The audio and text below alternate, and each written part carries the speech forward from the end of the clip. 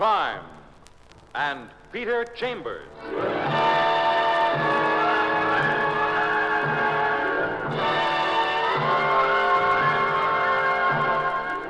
Created by Henry Kane, transcribed and starring Dane Clark.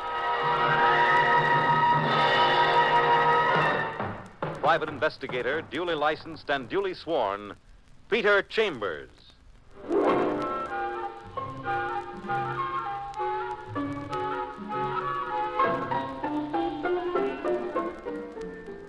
You're a private eye. That's your business. Anything else? That's for laughs. You hope you can mix a couple of laughs with this one, because the client that's sitting opposite you, you'd like to have a couple of laughs with. She's got black, limpid eyes, black, glistening hair, shining white teeth, and red lips. And her figure, it's got more curves than a swindle artist can throw at you. And they're much more interesting. Her name is Tina Diaz, an American of Castilian extraction. You're very handsome, Mr. Chambers. Much more handsome than I'd expected. We're supposed to be talking about murder, Miss Diaz. Tina to you, Mr. Chambers.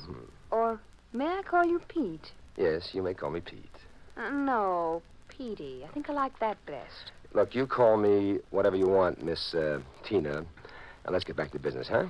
About Winnie Brown. Who was murdered last night. I saw the item in the newspapers. Shot and killed in her apartment on Central Park West. Now, why haven't you gone to the police with this instead of coming here? Petey, I wasn't particularly fond of Winnie Brown. We happened to be earning our living the same way as dance hall hostesses, both working in the Utopia Ballroom. And both of you interested in one of its patrons, Gordon Phelps. Playboy, millionaire, man about town. I was interested, but Winnie won out. To be frank, I didn't like it. Of course, that was before I met you. Let me hear about Gordon Phelps. First, he was interested in me, and then he shifted to Winnie.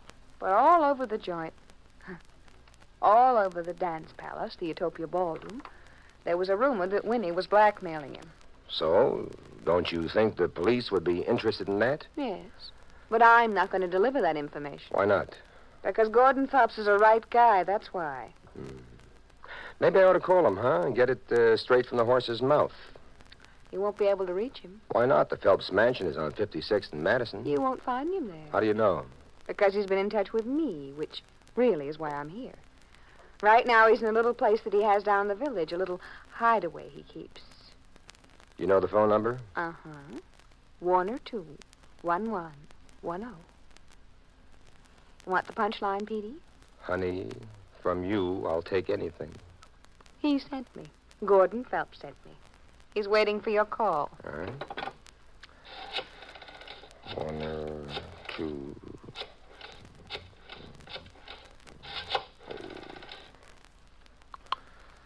Maybe you are going to earn a fee, after all. Hello? Gordon Phelps? This is he? Peter Chambers. Oh, good. I'm delighted that you called me so promptly. Hiding out, Mr. Phelps? Not exactly, no. I'm merely attempting to avoid any unnecessary publicity, if that's possible. I know the police want to talk with me, but I won't talk with them. Not until this hubbub dies down. Which is the reason I asked Tina to put you in contact with me. I want to retain you on this, Mr. Chambers. Over the telephone? No, I'd like to talk to you personally. But where? I wouldn't want you to come here. It might be awkward. Well, how about the Utopia Ballroom? Good. Sort of home base, huh? And most appropriate. You know what I look like? Yes, I've seen your pictures. Good enough. Utopia Ballroom, 9 o'clock.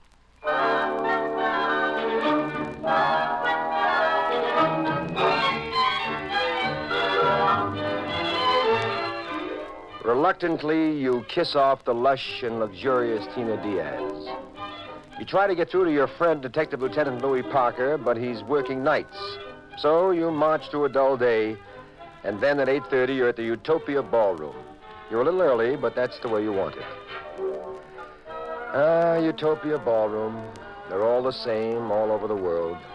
Dim, dark, and rather delightful. And the girls, young, beautiful, a little hard, garbed in clinging gowns, all shapely and vivacious. But that's not all you see.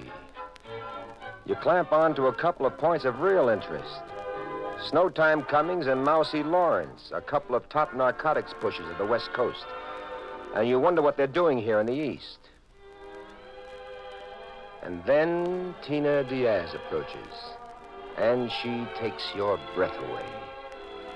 Tina Diaz sheathed in red silk. Want to dance, handsome? No, you know I'm waiting. Here, you gotta buy tickets, but for you, Petey, it's for free. I'd love to hold you close and dance. Oh, honey, I've got a date with Gordon Phelps, you know that. Yeah, okay. See that table over there? Way over there where it's dark? That's his favorite table. Uh-huh. Sit there, and when he comes in, I'll send him to you.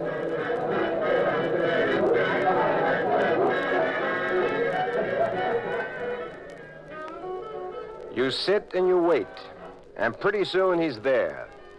A tall, middle-aged, slender guy with man of distinction written all over him. The first thing he does is hand you an envelope. This is for you, Mr. Chambers. Tina Diaz directed me to you. What is it? Your fee, $1,000. I hope that's acceptable. It's acceptable. Sit down, Mr. Phelps. Thank you. You know your job, Mr. Chambers. I want to know who killed Winnie Brown. And if it turns out to be you, Mr. Phelps, there's no rebate on the $1,000. Good enough.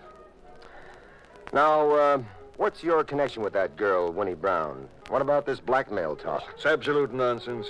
She was taking dramatic lessons. And, well, I was helping her.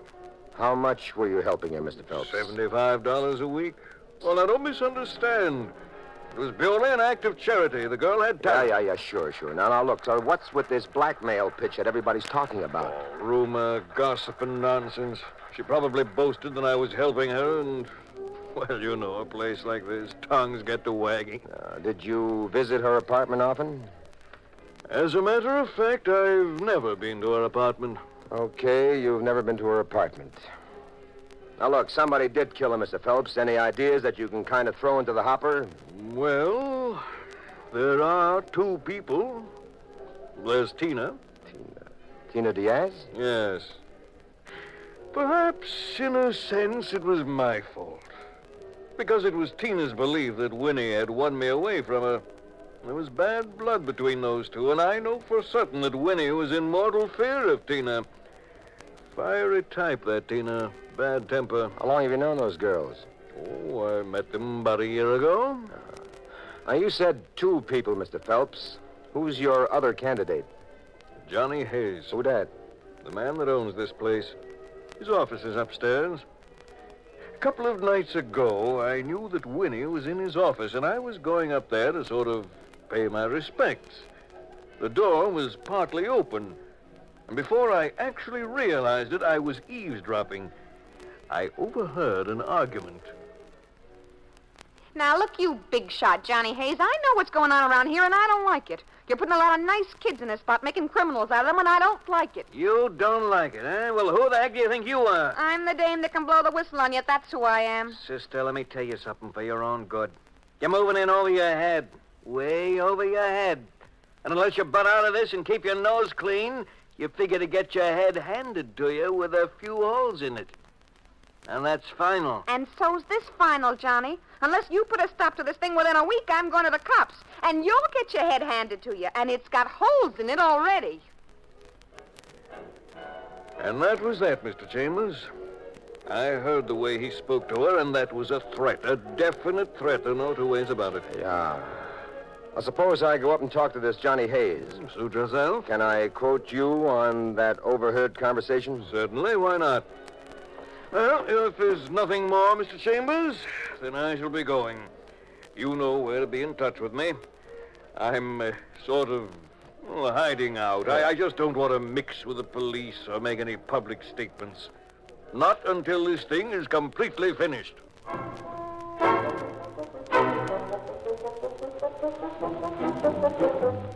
Johnny Hayes' office is the usual cubbyhole overloaded with pictures of prize fighters and actors. Okay, so you're a private cop. So what can I do for you? He's a sharply dressed guy, tall, pale, slender, and good-looking. And trying to learn anything from his face is like trying to learn something from a clock without hands. Okay, so you're Peter Chambers. So what do you want me to do? Bring out a flag and wave it? I want you to answer a couple of questions. I'm working on that Winnie Brown thing. Okay, so work somewhere else. I'm working here. Oh, a tough boy. One of them, huh? Tough enough if that's the way you want it. Now, how do you want it? Well, for the time being, let's play it in the soft key, tough boy. What do you want? That's better. A couple of nights ago, you were overheard threatening Winnie Brown. Where? Right here. It's a lie. You didn't have an argument with her? I did not. Suppose I tell you I got a witness to that. Then I'll tell you, he's a liar. Would you say that Gordon Phelps is a liar? Gordon Phelps, eh? Yeah. Yes, I certainly would say he's lying. Why should he lie? So's he can take the heat off himself. If anybody killed her, he did. How does that figure? Because she was playing him for a sucker, that's why. And he couldn't get to first base. And that drove him off his nut. He's one of them millionaire guys, spoiled all the way from the cradle. If they can't get what they want, they kill it. So's no one else can get what they can't get.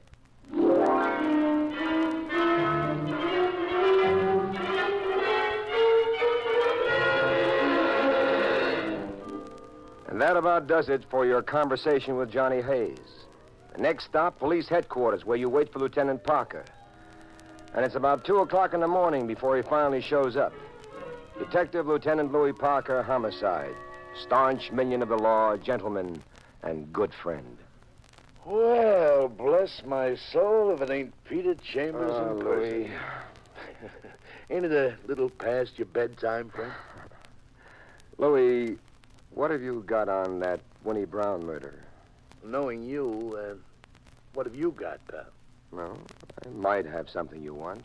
Oh, like perhaps a guy by name of Gordon Phelps, huh? Perhaps. Hey, you're not kidding, are you, Pete? No, Will you be able to produce that guy for us? I might. When? Within the next 24 hours. Good enough.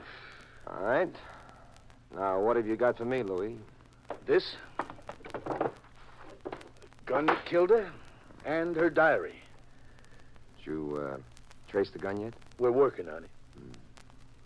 How about the diary? Did it give you anything? No, nothing that helps.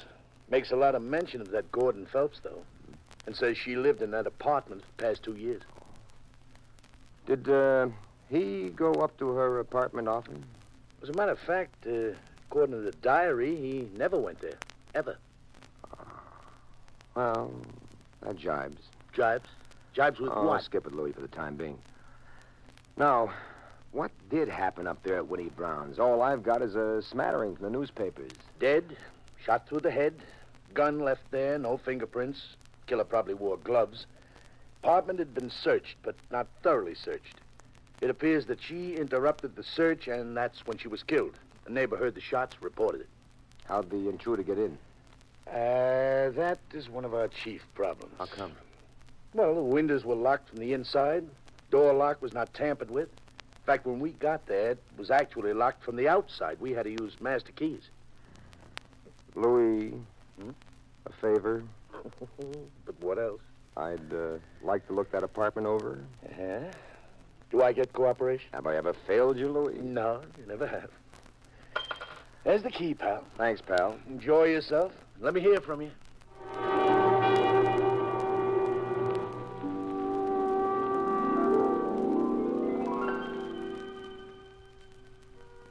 It's 2 well-furnished rooms on Central Park West near 75th Street. You give the joint a quick going over, and you come up with nothing. You're just about to start a return engagement, this time more intensive, when you hear an instrument fumbling in the door lock. You douse the lights. You take up a stand behind the door. And when the door opens, you jump them. But the hymn is soft and pliant and nice to the touch. And when you get the lights on, the hymn ain't a hymn. It's a her. Tina Diaz. Oh, you hurt me. Help me up. Please help me up. Hey, with a picklock in your hand yet. Oh, you Tina Diaz, you naughty, naughty. Help me. All right. Up you go. There you are. You hurt me. Right here. Sorry. Kiss it, Petey. Here. Right here. Much better. Okay, now we finished playing post office. Let's start playing detective and suspect. What are you doing here? I didn't kill her. Please believe me, I had nothing to do with So that. what are you doing here? I came because I'm afraid. Oh, that makes a lot of sense. You came because you're afraid. I don't get it. I was afraid they'd mix me up in her murder.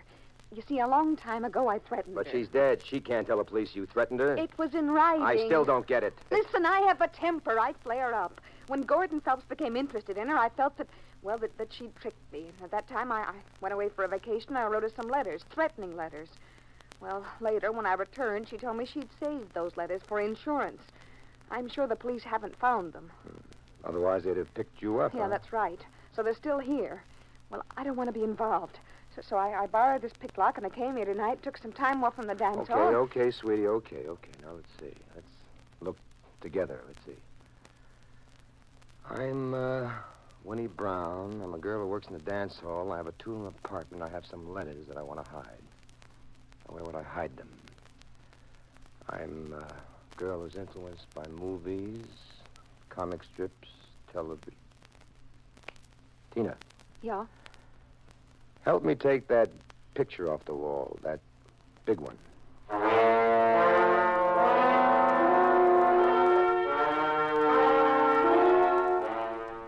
You miss on the first, but the second picture does it.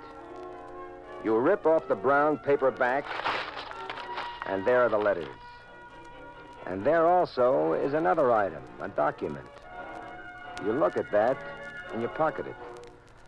And then you return the letters to Tina.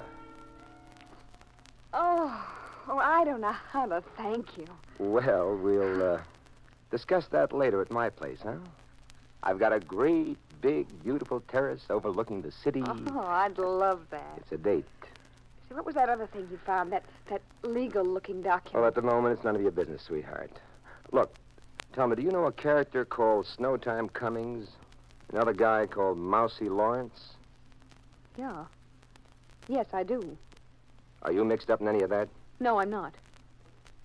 Good enough. Do you know what's been going on there at the Utopia Ballroom with those guys? Yes. A lot of the girls know. But they're afraid to talk. Those that were not mixed up in it. Well, don't you be afraid. You tell me. Well, those two men come from the West Coast. That Snowtime Cummings and Mousy Lawrence.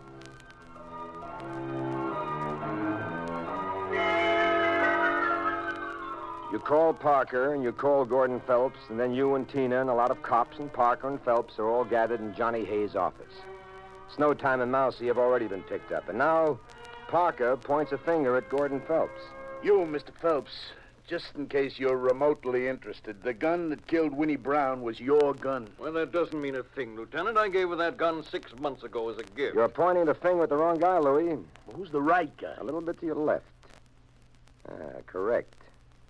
Johnny Hayes. Me? Why, you dirty little... Oh, shut up. Let him talk.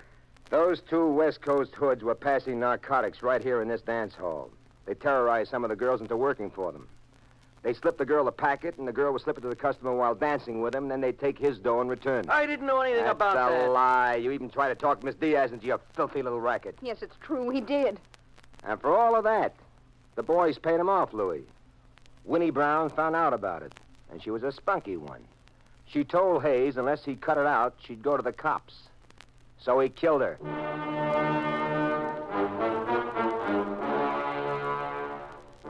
Johnny Hayes is all washed up, and he knows it. Suddenly, he pulls a gun from a drawer, and he points it at you. But it's Parker shooting the gun out of his hands. Good old Parker. Then everybody heads for downtown, police headquarters, and there you clean up a couple of loose ends with the lieutenant.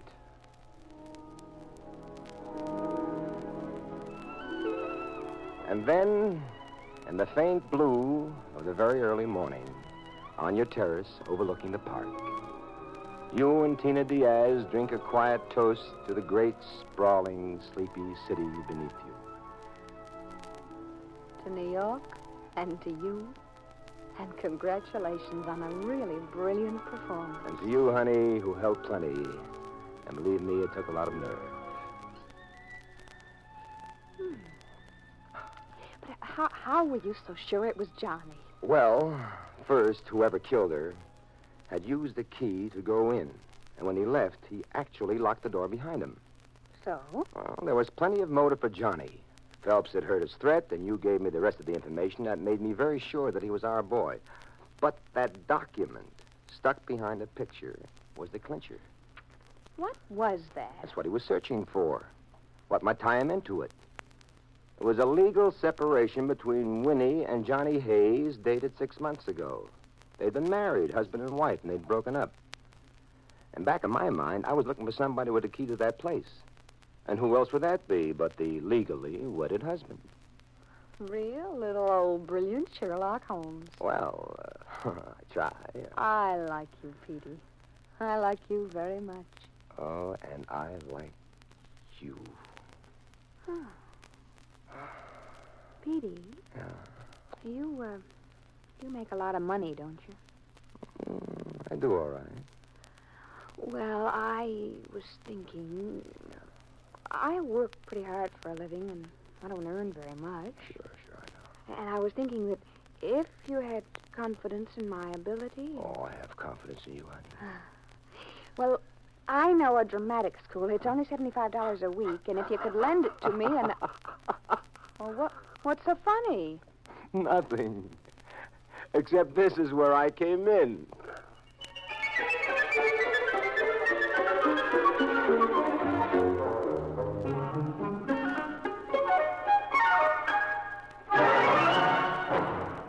And there you've had Crime and Peter Chambers.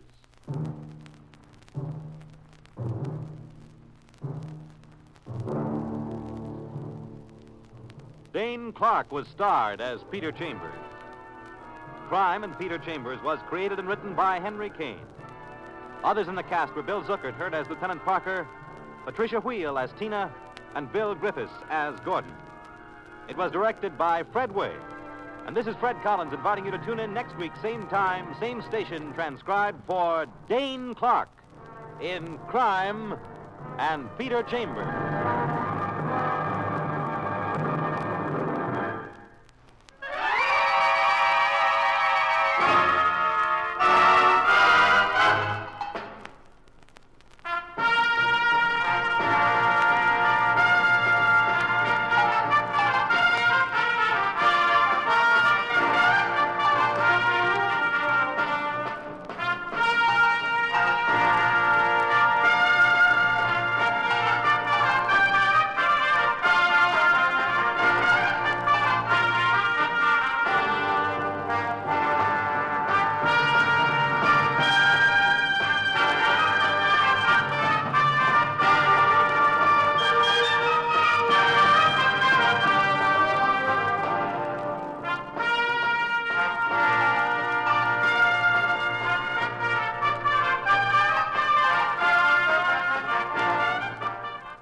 Crime and Peter Chambers has come to you through the worldwide facilities of the United States Armed Forces Radio and Television Service.